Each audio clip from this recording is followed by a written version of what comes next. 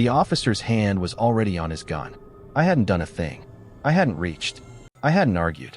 My daughters sat stiff behind me, barely breathing, their little hands gripped to the seatbelts like they were life vests. The red and blue lights pulsed against the rearview mirror, flashing across my face like warning signs. We were just 5 minutes from home, but in those 5 minutes, my life nearly ended. And if it weren't for my stepdaughter's phone, no one would have known the truth. Some Sundays, I feel like I can breathe. The world outside might be loud, messy, and mean, but inside the church walls, I feel whole.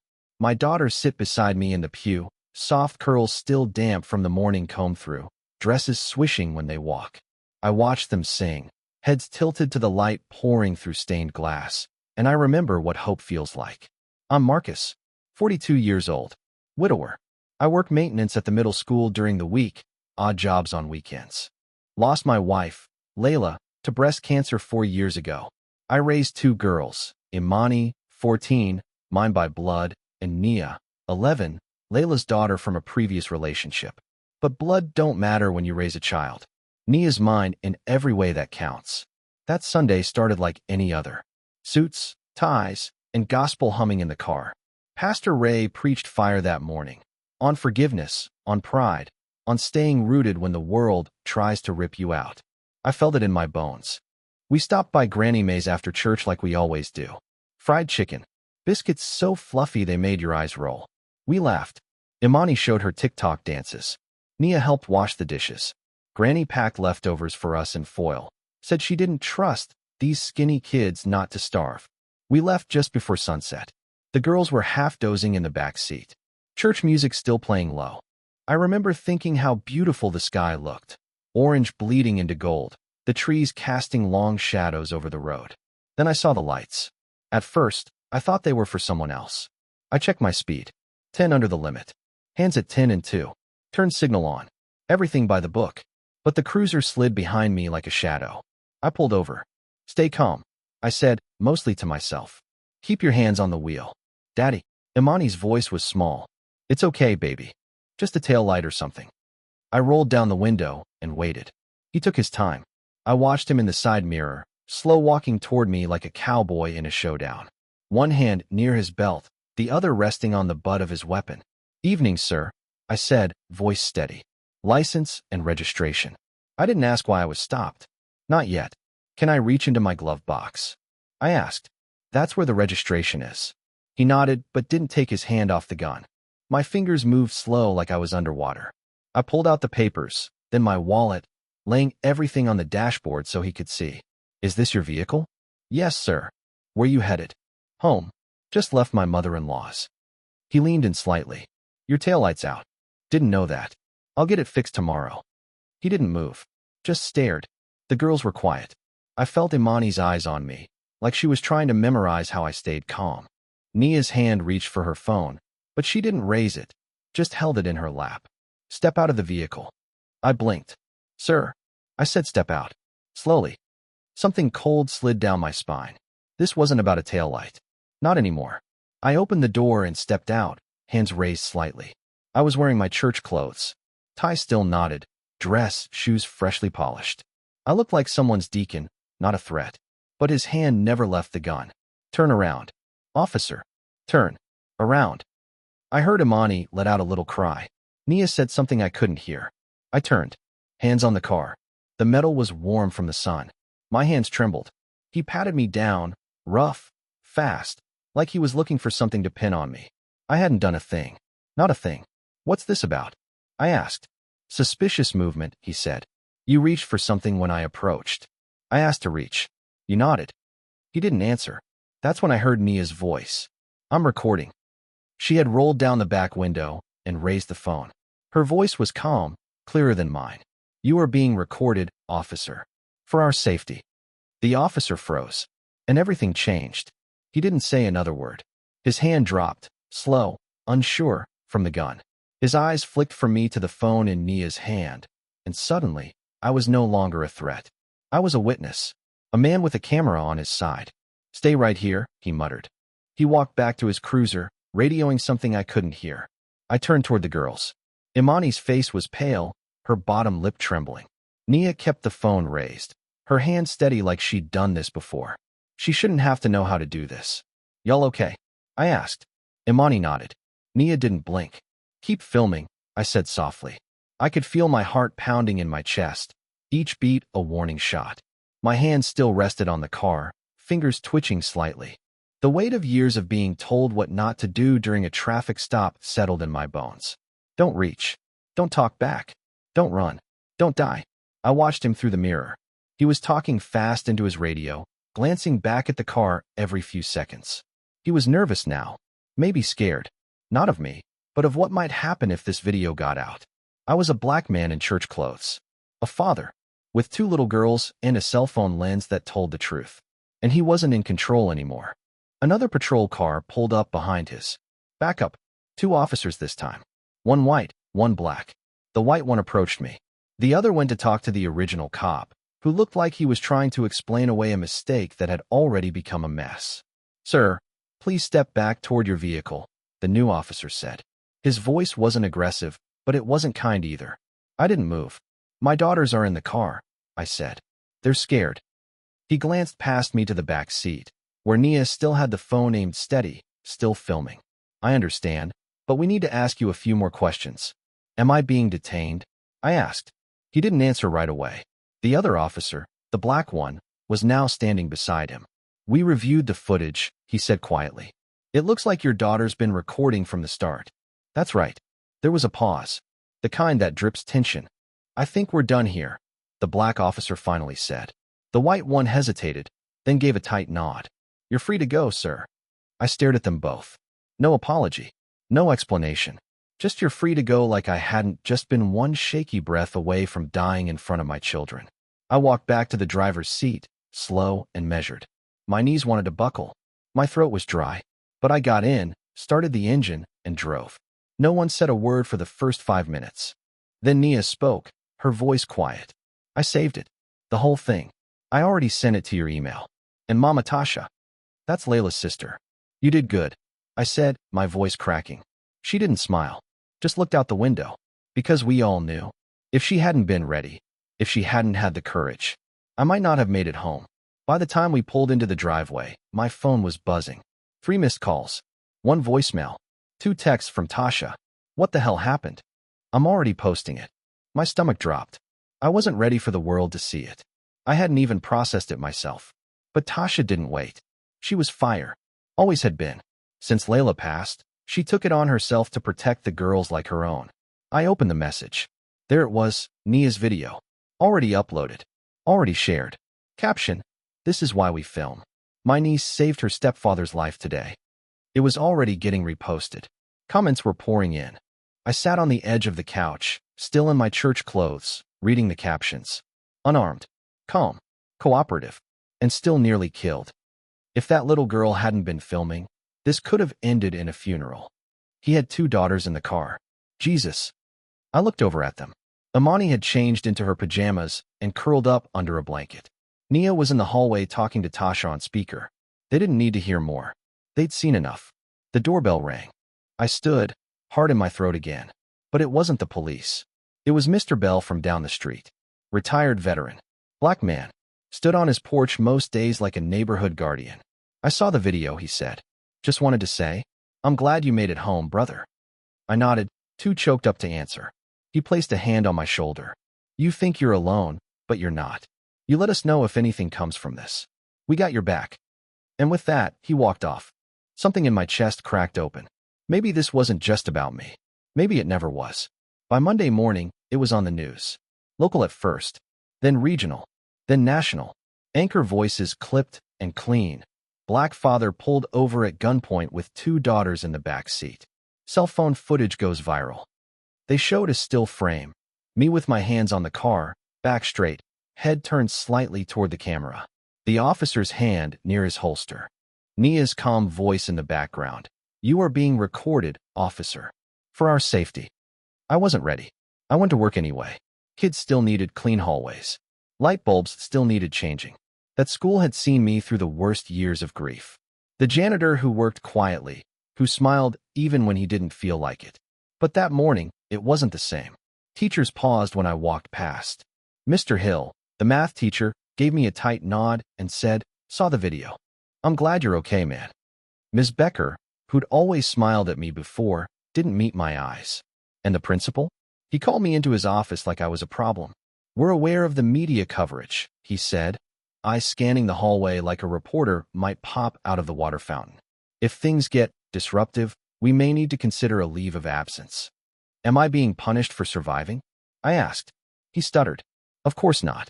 We're just trying to protect the school's image." I didn't say what I wanted to say. I just stood, nodded, and left. My heart burned all the way down the hallway. That night, Tasha called. "You need to speak, Marcus. I don't want this attention." "It's not about attention. It's about truth. About power. You could help stop this from happening to someone else." I looked at the girls curled up on the couch, eating popcorn and watching a movie like none of this had happened. But it had. So I said yes. The first interview was with a black journalist from the local paper. I trusted her. She sat in our living room. No cameras, just a notebook and quiet questions. I told her what happened, word for word. I told her about the slow walk, the hand on the gun, the way my daughter had to be braver than any child should. When the story dropped, it hit harder than the video. He had a Bible in the car and a gun in his face, the headline read. And below it, my face. Nia's phone gripped in her tiny hand. Imani's wide eyes in the back seat. By Thursday, community organizers were calling. By Friday, the school board requested a meeting. And by Saturday, the officer was placed on administrative leave. But that wasn't enough. Saturday morning, I couldn't even step outside without someone stopping me. At the gas station, a woman put her hand over her heart and whispered, "Thank God for your little girl." At the barber shop, every head turned when I walked in. Old heads shook mine, younger men clapped my back. One brother said, "You standing for all of us now, Marcus." I didn't feel like I was standing.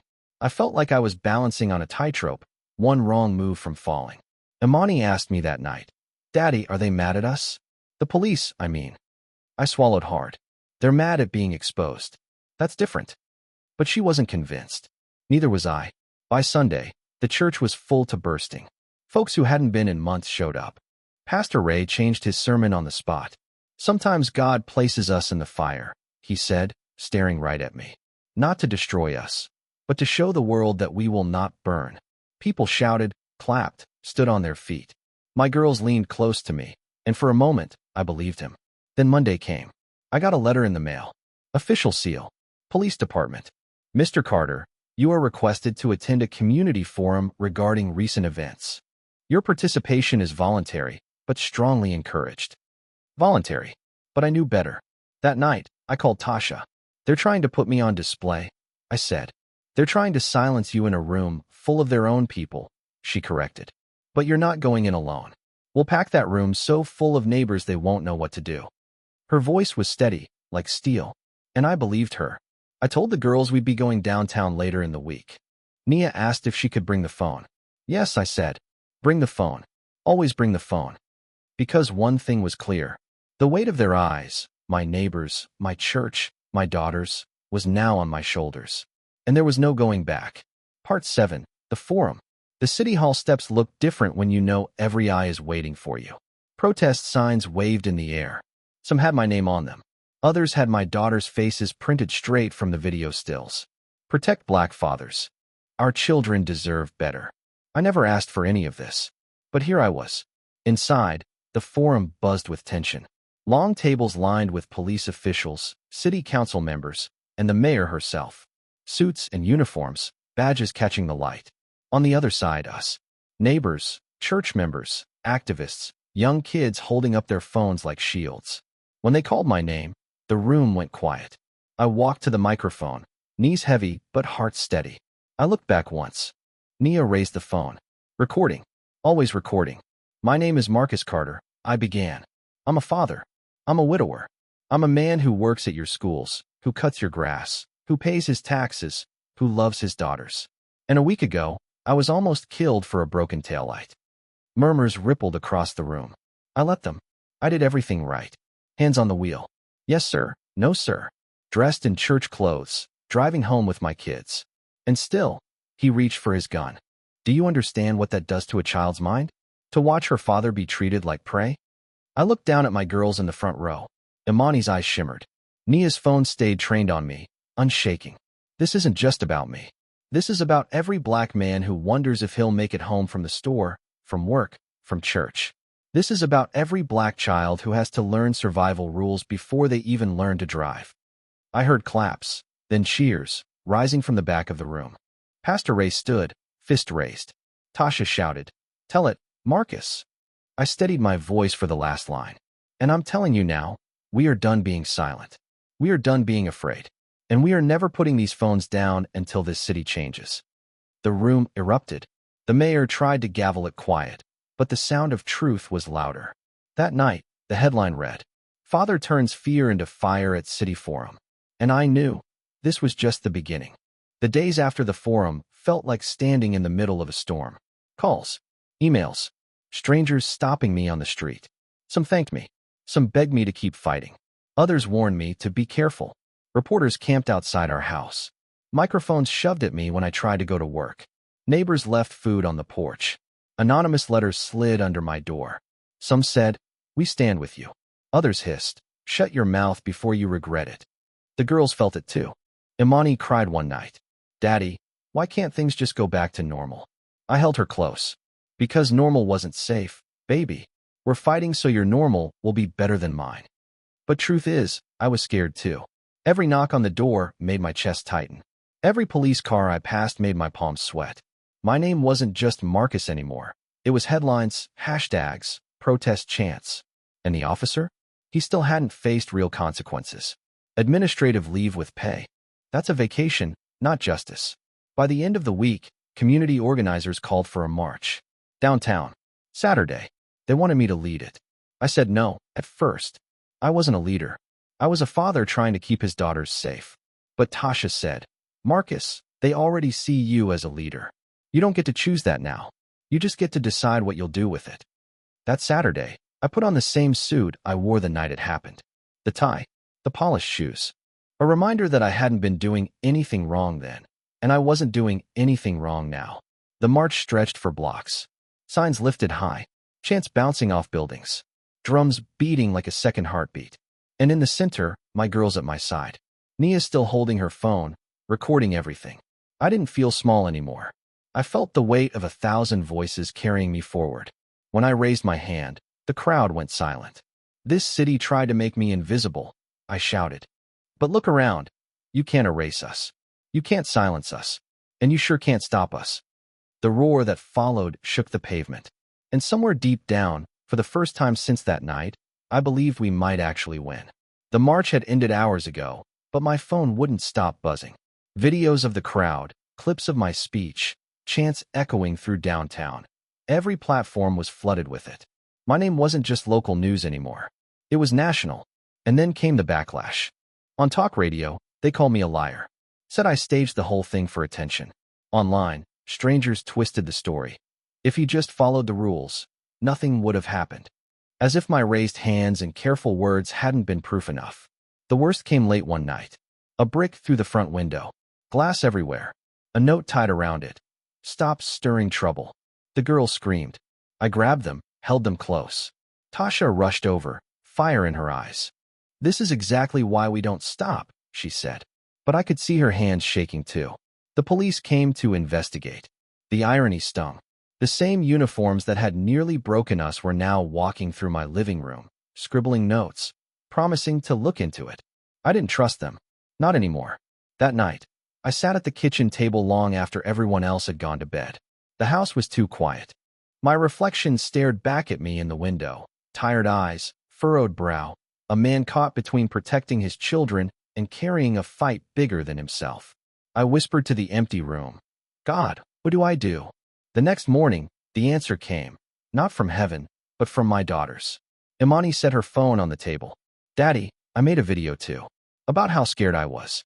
About how kids like me feel." Nia nodded. "We want people to know what it's like for us."